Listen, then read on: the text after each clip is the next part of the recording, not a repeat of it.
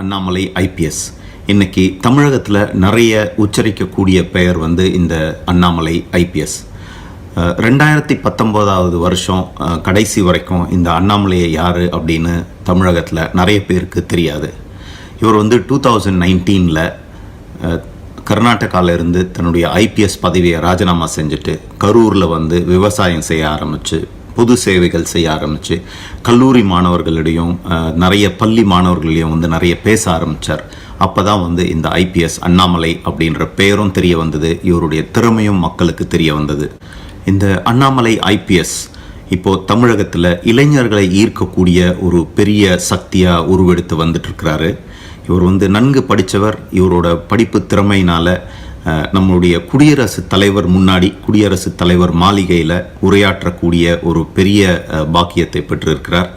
இந்த வருஷம் கர்நாடகாவில் குடியரசு தினத்தன்னைக்கு 33,000 கல்லூரி பள்ளி மாணவர்களுக்கு முன்னாடி அவர் உரையாற்றி இருக்கிறார். இந்த மாதிரி பல திறமைகளை கொண்டவர் தான் இந்த அண்ணாமலை ஐபிஎஸ். இவர் தமிழ்நாட்டுக்கும் தமிழக மக்களுக்கும் ஏன் இந்தியாவுக்குமே பல நல்ல திட்டங்களை வச்சிருக்கிறாரு. ஒரு தொலைநோக்க பார்வை உடையவராக இருக்கிறாரு. இது நம்ம இவரோட பேச்சிலிருந்து நம்ம பார்க்க முடியுது.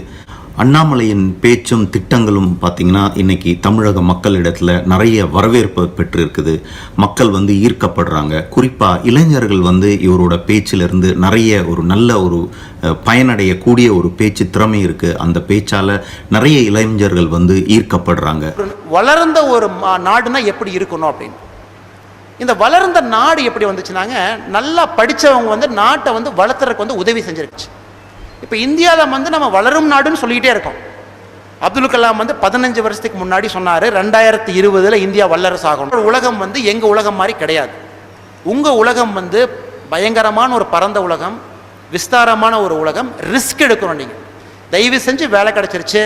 பெங்களூர் போனேன், இன்ஃபோசிஸில் சேர்ந்தேன், இஎம்ஐயில் ஃப்ளாட் வாங்கினேன், நல்ல பெண்ணா நல்ல ஆணா பார்த்து கல்யாணம் பண்ணிக்கிட்டேன், செட்டில் ஆகிட்டேன், இஎம்ஐயில் லோன் கட்டிக்கிட்டு இருக்கேன். ஊரில் நோம்பி இருக்கும்போது ஒரு 10 லட்ச ரூபா காரில் பந்தாவாக இறங்கினேன், 4 பேர்த்துக்கு வணக்கம் போட்டேன், நானும் படிச்சுட்டேன், நானும் வந்துட்டேன்னு தயவு செஞ்சு இருக்காதீங்க. அதில் எந்த பிரயோஜனம் கிடையாது. டெஸ்ட்டில் பார்த்தீங்கன்னா ஒரு பாக்ஸ்குள்ளே சிப்பாய் அதே பாக்ஸ்குள்ளே தான் போகிறான், ராணி அதே பாக்ஸ்குள்ளே தான் போகிறாங்க, ராஜா அதே பாக்ஸ்குள்ளே தான் போகிறாங்க. உங்கள் எல்லாத்துக்கிட்டையுமே ஹியூமிலிட்டி இருக்கட்டும், தன்னடக்கம் இருக்கட்டும். நீங்கள் எல்லாரும் கூட இப்போ இருக்கிற யங்கர் ஜென்ரேஷன் நம்ம எல்லோரும் கொஞ்சம் தன்னடக்கம் கொஞ்சம் ரொம்ப குறைவாக இருக்குது. இது நான் பார்த்தது, போலீஸாக இருந்து பார்த்தது, நிறைய விஷயங்கள் பார்க்குறோம். கொஞ்சம் பணம் சம்பாரிச்சோடனே அந்த பெருமை அப்படிங்கிறது நமக்கு வந்துடுது. தயவு செஞ்சு நீங்கள் யாரும் அதுக்குள்ளே போகக்கூடாது. தன்னடக்கம் இருக்க உங்களுக்கு தம்மான்னு சொல்லுவோம். புத்தா அவர் தம்மான்னு சொல்கிறார், யூனிவர்சல் ஆஃப் நேச்சர். நேச்சரே உங்களுக்கு ஹெல்ப் பண்ணும் இன்னும் மேலே போகிறதுக்கு. மேலே போனதுக்கப்புறம் தன்னடக்கம் இருக்கா, உங்களுக்கு நேச்சரே ஹெல்ப் பண்ணி இன்னும் மேலே புஷ் பண்ணும். இன்னும் தன்னடக்கம் இருக்கா, மேலே மேலே போவீங்க. ஸோ இதையும் தயவு செஞ்சு கற்றுக்குங்க, ரிஸ்க் எடுங்க.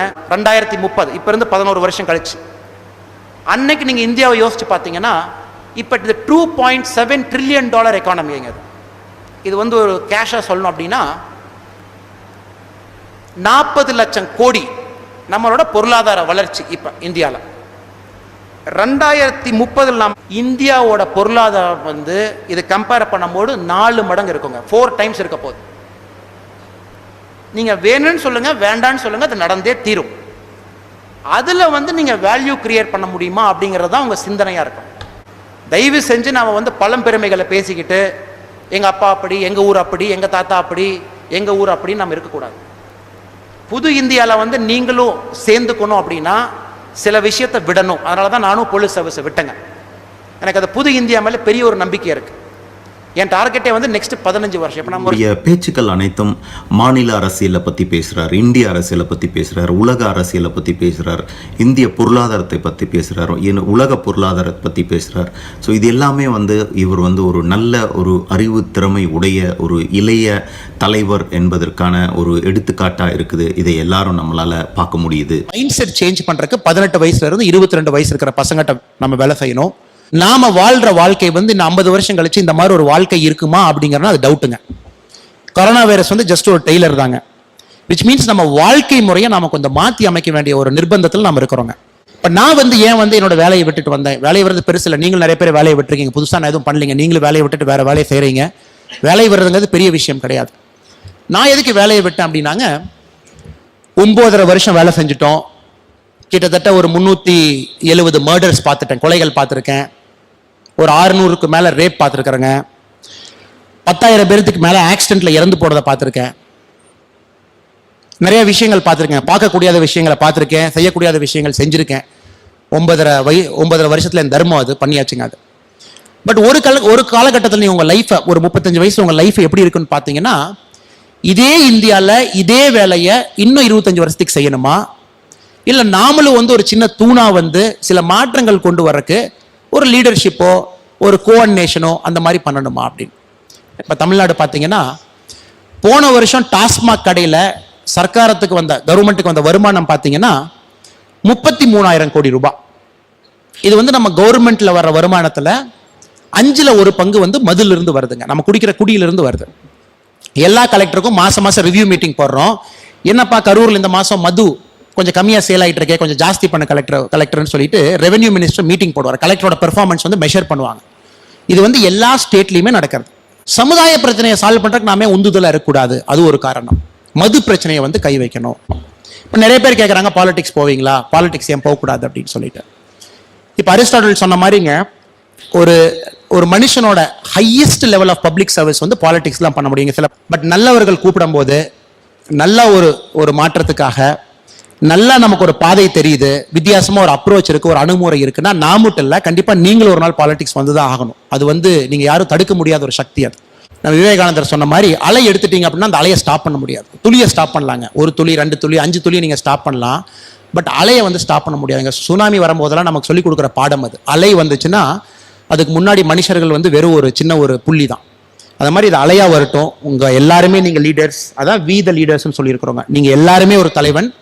உங்களுக்குள்ள இருக்கிற தலைவனை வெளியே கொண்டு வர பொறுப்பு என்னோட பொறுப்புங்க. உங்களுக்கு அந்த ஆப்பர்ச்சுனிட்டி கிரியேட் பண்றது, அந்த மாதிரி உங்களுக்கு ஒரு ஹேண்ட் ஹோல்ட் பண்றது, அதான் என்னோட ஒரே வேலை. உங்களுக்குள்ள இருக்கிற ஒரு தலைவனையும் வெளியே கொண்டு வந்துட்டா நம்ம நாட்டில் வந்து 130 கோடி தலைவன் உருவாயிருவான். இவருடைய பத்திரிகையாளர்கள் சந்திப்பை பார்க்கும்போது இது வந்து மற்ற அரசியல் தலைவர்கள் மாதிரி இல்லாம இவருடைய ஒரு சந்திப்பு வந்து ஒரு வித்தியாசமா இருக்கு. பத்திரிகையாளர்களை வந்து ரொம்பவும் கண்ணியத்தோட நடத்துறாரு, அவரோட ரொம்ப மரியாதையும் நடத்துறாரு. ஸோ இது வந்து நம்ம தமிழகத்துல பார்த்தீங்கன்னா குறிப்பா ஒரு வித்தியாசமான ஒரு அப்ரோச். பாரதிய ஜனதா கட்சியின் முக்கியமான நிர்வாகிகள், நம்மளுடைய தொண்டர்கள், பிரஸ் நண்பர்கள், உங்க எல்லாருக்கும் என்னுடைய பணிமையான வணக்கம். இன்னைக்கு ஃபர்ஸ்ட் டைம் நான் வந்து கோயம்புத்தூர் வந்திருக்கிறேனுங்க. கட்சியில் சேர்ந்ததுக்கப்புறம் இங்கே வந்து நம்ம பெரிய தலைவர்கள் முன்னாடி வந்து இந்த ஆஃபீஸ் வர்றதுக்கு எனக்கு ஒரு ஆப்பர்ச்சுனிட்டி. நீங்கள் கேள்விகள் இருந்ததுன்னா கேட்கலாம். கட்சி வந்து ஒரு ஆல்டர்னேட் பாலிடிக்ஸ் தமிழ்நாட்டில் கொடுக்க போகிறாங்க. ஸ்பெஷலி 45 வயசு கீழே இருக்கக்கூடிய இளைஞர்கள் பார்த்தீங்கன்னா அந்த கட்சியை ரொம்ப எதிர்பார்க்குறாங்க. ஸோ 2021 எலெக்ஷன் வந்து ஒரு பெரிய திருப்பு முனையாக இருக்கும் அப்படின்னு ஒரு பெரிய நம்பிக்கைங்க. ஸோ தமிழ்நாட்டுக்கு ஒரு மாற்றுப்பாதை தேவைப்படுது. அது நம்ம கட்சியில் கண்டிப்பாக கொடுக்க முடியும் அப்படிங்கிற நம்பிக்கை எனக்கு இருக்குதுங்க. இதெல்லாம் தான் மோட்டிவேஷன். இந்த கட்சியில் வந்து ஒரு மெம்பராக ஜாயின் பண்ணுறதுக்கு ஒரு பெரிய ஒரு உந்துதல் வந்து நான் சொன்ன எல்லா காரணங்கள் கூடங்க. உங்களுக்கு கேள்விகள் இருக்குது அப்படின்னா நான் கண்டிப்பாக பதில் சொல்கிறேங்க. ரொம்ப நன்றி. தேங்க்யூ அண்ணா. வந்துடுறேங்கண்ணா. சார் நம்மளுடைய அரசியல் வந்து சார் தமிழ்நாட்டை நோக்கி. காரணம் என்ன அப்படின்னா சார், நம்ம பிறந்த மண். நாம் 25 வருஷம் இந்த ஊரில் வாழ்ந்திருக்கோம், கர்நாடகாவில் 10 வருஷம் வேலை செஞ்சுருக்கோம். பட் நான் எல்லா இடத்துலையும் பேசுறது தமிழ்நாட்டுக்கு வந்து ஒரு மாற்றுப்பாதை தேவைப்படுது சார். இப்போதைக்கு நீங்கள் கட்சி வந்து சின்ன கட்சியாக நீங்கள் பார்க்கலாம் ஓட் ஷேரில் வந்து. பட் கட்சியோட கீழே போய் நீங்கள் கேட்டிங்க அப்படின்னா ஏகப்பட்ட பேர் பிஜேபிக்கு ஓட் பண்ணுறதுக்கு ரெடியாக இருக்காங்க, ஸ்பெஷலி இளைஞர்கள். ஸோ 2021 அந்த திருப்புமுனை நடக்க போகுது. அதாவது பாஜக அப்படிங்கிறது நீங்கள் பார்த்தீங்கன்னா என்னோட ஆழமான ஒரு கருத்து வந்து தமிழ்நாட்டில் ஒரு மேஜர் பார்ட்டியாக மேஜர் சக்தியாக உருவாக போகுது சார். டவுட்டே வேணாம் சார். பேசலாம் எல்லா இடத்துலையும் தமிழ் தமிழ் தமிழ். இப்போ தமிழுக்கு வந்து எக்ஸாக்டாக நம்ம பிஎம் மோடி அவர்கள் கொடுத்த வார்த்தைகள் கூட பார்த்தீங்கன்னா தொன்மை, பழமை, முதுமை 3மே சேர்ந்த ஒரு மொழி, சேர்ந்த ஒரு நாகரிகம்னு சொல்கிறார். ஸோ அப்படி இருக்கும்போது எப்படி வந்து ஒரு வாக்கு வங்கிக்காக மட்டும் தமிழர்கள் அடையாளப்படுத்துகிறாங்கன்னு எனக்கு தெரியலீங்க சார். என்னோட ஒரே பாயிண்ட் தான் சார். இப்போ திராவிட கட்சிகள் பார்த்தீங்கன்னா 1967 53 வருஷமாக வந்து தமிழ்நாட்டை ஆண்டுகிட்டு இருக்காங்க. நல்லது பண்ணியிருக்காங்க இல்லைன்னு யாரும் சொல்ல சார். பட் தமிழ் வளர்ச்சி அப்படின்னு சொல்லிட்டு நீங்கள் கம்பேர் பண்ணுங்கள் சார். திராவிட கட்சிகள் வந்து தமிழுக்காக என்ன பண்ணியிருக்காங்க, தமிழுக்காக எத்தனை தமிழ் இன்ஸ்டியூட்ஸ் கிரியேட் பண்ணி வச்சிருக்காங்க, தமிழ் மொழிகளை வந்து அடிப்படையாக எத்தனை காலேஜில் நல்ல டீச்சரை வச்சு சொல்லி கொடுக்குறாங்க. நீங்கள் ஒன்று கம்பேர் பண்ணி சென்ட்ரல் கவர்மெண்ட் எவ்வளோ நிதி கொடுத்தான்னு கம்பேர் பண்ணால் உண்மை வெளியே வந்துடும் சார். என்னையை பொறுத்த வரைக்கும் ஒரு தமிழனோட பெரிய மரபு என்னன்னா சார், வேற ஊருக்கு போனால் கூட நம்ம தமிழ்நாட்டை ஐடென்டிஃபை பண்ணுவாங்க. தமிழோட பெருமையை வந்து நான் கர்நாடகாவில் வந்து நான் விதைச்சிட்டு வந்திருக்கேன் சார். தமிழோட பெருமை எப்பவுமே நான் சீர்குலைக்கிறேன். என்னை எப்பவுமே தமிழனா தான் பார்ப்பாங்க. நிறைய பேர் பார்த்தீங்கன்னா தமிழ் சிங்கம் அப்படின்னு தான் அடைமொழியை கொடுப்பாங்க சார். இப்போ ஸோ எப்பவுமே பார்த்தீங்கன்னா அங்கே போய் நான் திருவள்ளுவரை கோட் பண்ணி பேசுகிறேன், காமராஜர் அவர்களை போய் கோட் பண்ணி பேசுகிறேன். எந்த கர்நாடகாவில் போய் யார் பேசுகிறாங்கன்னு பாருங்கள் சார். நான் திருவள்ளுவர் வந்து அவ்வளோ நல்லா வந்து எல்லா ஸ்கூல்லையும் பேசிகிட்டு இருக்கேன். ஸோ அதனால் தயவு செஞ்சு நம்ம அந்த மாதிரி பரோக்கியலாக பார்க்க வேண்டாம் சார். தமிழனோட பண்பை வந்து தமிழோட நல்ல விஷயத்த நான் கர்நாடகாவில் வளர்த்திட்டு தான் வந்திருக்கணும் தவிர தமிழ்நாட்டுக்கு ஒரு கெட்ட பேர் எப்பவுமே வாங்கி கொடுக்கல சார். அதனால நீங்க தயவு செஞ்சு அந்த ஆங்கிள் பாருங்க. இல்ல சார், கண்டிப்பா நான் ஹிந்திக்கு இம்பார்ட்டன்ஸ் கொடுக்கணும் எப்பவுமே சொல்லல சார். தமிழுக்கு தான் இம்பார்ட்டன்ஸ் கொடுக்கணும். காரணம் என்னன்னா, புதிய கல்விக் கொள்கைகள் நம்ம சொல்றோம் 5ஆம் கிளாஸ் வரைக்கும் நீ தாய்மொழியில தான் படிக்கணும்னு சொல்லிட்டு, அதுக்கு மேல உன்னோட ஆப்ஷனல்னு சொல்றேன் சார். ஹிந்தி நாம எதுக்கு சொல்றோம் சார்? ஹிந்தியை படிக்க வேணாம் சார், நீங்க நிறைய லாங்குவேஜ் படிங்க தான் என்னோட கருத்து சார். நீங்க மலையாளம் படிங்க, கன்னடம் படிங்க, முடிஞ்சா ஹிந்தியும் படிங்க. ஏன்னா வேற வேற ஸ்டேட்டுக்கு நீங்க போகும்போது அது தமிழனுக்கு தான் சார் பெருமை. பார்த்தீங்கன்னா முக்கியமான பதவியில் வந்து தமிழ் ஆஃபீஸர்ஸை வச்சிருப்பாங்க. பட் எல்லாருமே போய் பார்த்தீங்கன்னா அடாப்ட் ஆயிடுறாங்க, ஹிந்தி பேசுறாங்க, தேவைப்படுது. அவங்க ஹிந்தி பேசுறாங்கன்னு பார்க்காதீங்க சார், தமிழனோட பெருமையை வந்து யூபியில், எம்பியில், வெஸ்ட் பெங்காலில், மேகாலயில் விதைக்கிறாங்கன்னு தான் நான் பார்ப்பேன் சார். அதனால ஹிந்தி வந்து வேணும்னு நான் சொல்ல சார், நிறைய மொழிகள் கத்துக்கங்கன்னு தான் நான் சொல்றேன் சார். ஒரு கட்சி வந்து எப்பவுமே வந்து ஆன்டி டெல்லி அப்படின்னு பாலிடிக்ஸ் பண்ண முடியாது சார். 10 வருஷமா ஆன்டி டெல்லி பண்ணி நம்ம நிலைமை என்னாச்சு அப்படின்னா, நம்மளை ப்ராப்பரா பார்லிமெண்ட்ல ரெப்ரசன்ட் பண்ணக்கூடிய தலைவர்களும் நம்மகிட்ட இல்லை. தமிழ்நாட்டை பத்தி பேசணும்னு ஒருத்தர் இல்லை. ஸோ நான் சொல்றேன் சார், ஆன்டி டெல்லி பாலிடிக்ஸ் பண்ண வேண்டாம். டெல்லி வந்து ப்ரோ சென்னை இருக்கு, ப்ரோ தமிழ்நாடு இருக்கு. அவங்க எப்போ ஆன்டி தமிழ்நாடு ஆனாங்க? ஸோ அதனால எல்லா விஷயத்தையும், என்விரான்மெண்டல் இம்பாக்ட் அசஸ்மெண்ட் ஆக்ட் இருக்கட்டும், டிராஃப்ட் இருக்கட்டும், நியூ எஜுகேஷன் பாலிசி இருக்கட்டும், என்னவா இருந்தாலும் அது ஆன்டி தமிழ்நாடு. இந்த கல்ச்சர் ஆஃப் பாலிடிக்ஸ் சேஞ்ச் ஆகணும் சார். நெக்ஸ்ட் சார், ஒரு அரசாங்கம் வந்து முறையா செலவு பண்ணலி நான் சொல்லல சார். அவங்க ஆட்சி பண்ணும்போது கான்சென்ட்ரேஷன் எங்க கொடுக்குறாங்க அப்படிங்கறத நம்ம கேட்கிற கேள்வி. அண்ணா ஒரே நிமிஷங்கண்ணா, சாரிங்கண்ணா, சொல்லுங்கண்ணா.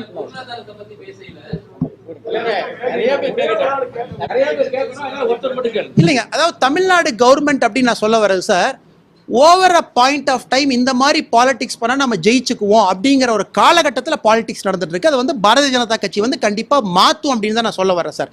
ஒரு புது பாதை, ஒரு புது ரத்தம், ஒரு புது எழுச்சி வேணும் சார். தமிழ்நாடு பொறுத்த வரைக்கும் கிரேட் ஸ்டேட், டவுட்டே இல்லை. நீங்க கேட்ட கேள்வி எல்லா இண்டிகேட்டர்ஸ்லையும் முன்னாடி இருக்கும், டவுட்டே இல்லை சார். படித்த மக்கள் அதிகமாக இருக்கக்கூடிய ஸ்டேட், டவுட்டே இல்லை. பட் நான் வந்து தமிழ்நாட்டை வந்து பீகாருக்கோ, யூபிக்கோ, மிசோரம்க்கோ கம்பேர் பண்ணல சார். நான் வந்து பெல்ஜியமுக்கும், பிரான்ஸுக்கும், ஸ்வீடனுக்கும் கம்பேர் பண்றேன். ஏன்னா நம்ம கம்பேரிசன் அங்க இருக்கணும். ஆல்ரெடி வளர்ச்சி அடைந்தது, நெக்ஸ்ட் லெவலுக்கு போகணும். நான் வளர்ச்சி அடைந்துட்டேன்னு சொல்லிட்டு இதே குட்டக்குள்ள இருக்க முடியுமான்னு தான் நான் கேட்டேன். தயவுசெய்து தப்பா நினைச்சுக்காதீங்க சார். தமிழ்நாடு மிச்ச ஸ்டேட்டு கம்பேர் பண்ணும்போது எப்பவுமே முன்னாடி இருந்த ஸ்டேட். திரு அண்ணாமலை வந்து பிறவியிலேயே பல நல்ல குணங்களை வந்து பெற்றிருக்கிறார். அவர் வந்து is gifted with many talents. அவர் வந்து எளிமையாக பேசுகிறார், ரொம்ப திறமையாக பேசுகிறார், மக்களை கவரக்கூடியதாக பேசுகிறார், மக்களுடைய தேவைகளை அறிஞ்சு வந்து பேசுகிறார். மக்கள் அனைவரும் வந்து அவரோட கருத்துக்களையும் அவரோட பேச்சையும் வந்து ரொம்பவுமே விரும்புகிறாங்க.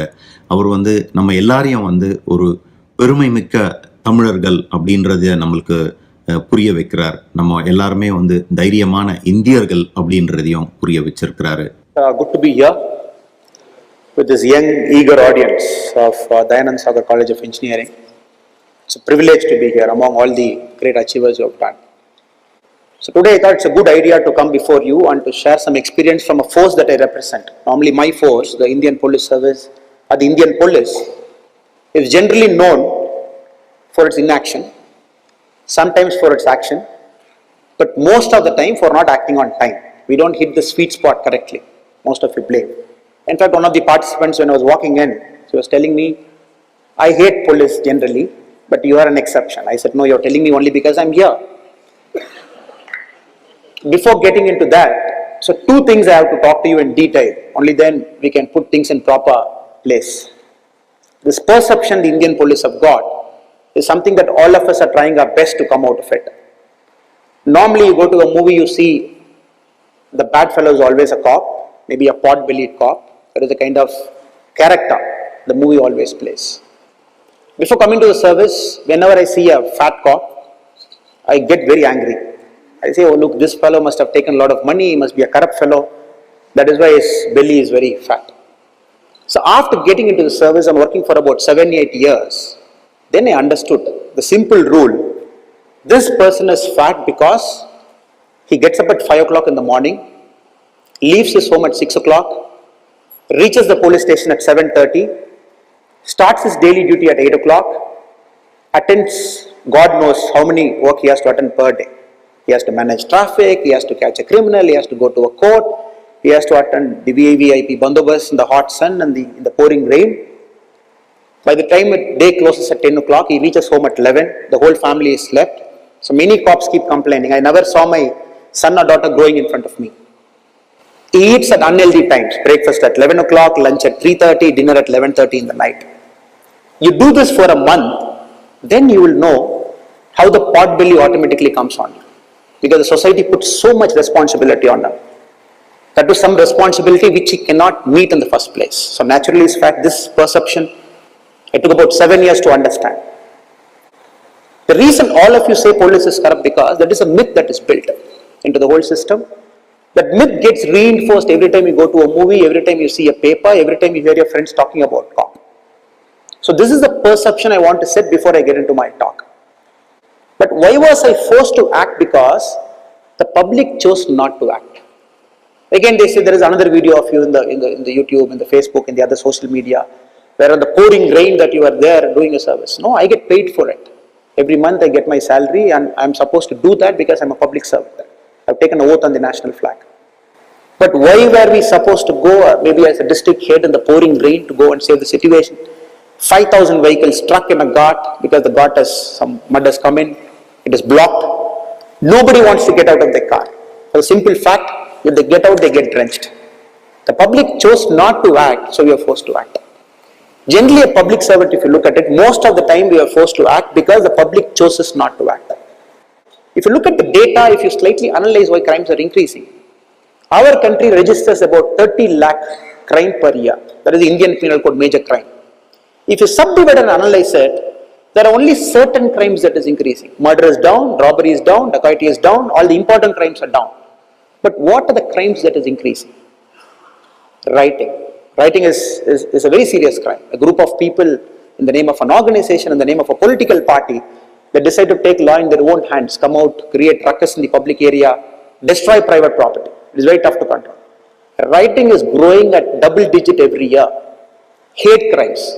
I don't like you because your skin color is different, you come from a different part of India, you speak a language I don't understand, you pray to God in a different way, I don't pray to God in the same way, over which we keep fighting. We call that as hate crimes. Again, this is increasing, the past 10 years, past 12 years. But the point of the matter is, in educated society, the more it is getting educated, it is supposed to progress. The crimes are supposed to come down. Especially this kind of crimes are supposed to come down. Unfortunately, it is not happening. In fact, the greatest of the American presidents, Abraham Lincoln, if you look at the history slightly behind, maybe 1861, 1862, when the Civil War was out there, if you look at the American papers of that time, everybody criticized the president for not acting. They said, you are too slow, you are not sending the forces faster to the southern part of America, you are not changing your general, you are fighting a losing war. These are the kind of paper headlines New York Times, Washington Post had long time back. Later, if you analyze the Abraham Lincoln's history now as a president, we are unanimous in telling him he is the greatest of presidents, because many a time Mr. Lincoln knew when to act, when not to act. There are many issues which dies of its own. When we act, we complicate it, it goes slightly beyond control, and we need to put too much effort to control it. The Arab rebellion, it started because one fellow chose to commit a self-immolation in Tunisia. He said, my government is corrupt, I'm going to commit a suicide. Yes, but look at the spark it generated. It just went about 7-10 countries it went. Only because Twitter was active, certain social media was active, citizens chose to act instead of waiting for anybody to come. That is my only hope and wish. A public servant is always a backroom boy. He is not supposed to come out. If he comes out, if his video comes out, is seeing in action, which means those are all preventable causes. Maybe it is not prevented, he is supposed to come out. So this younger generation, amazing generation, fantastic generation. I'm meaning this because you are the very few fortunate people in this country's history. You are at the right time in India's right progress. Maybe if you are 30 years before, you must be in the age-old state-controlled times. All we are searching for an RBI job, searching for a police job. Maybe if you are 50 years later, we might be in the same Japanese model, old people. Maybe the economy is not doing that great. You are right then in the best of times.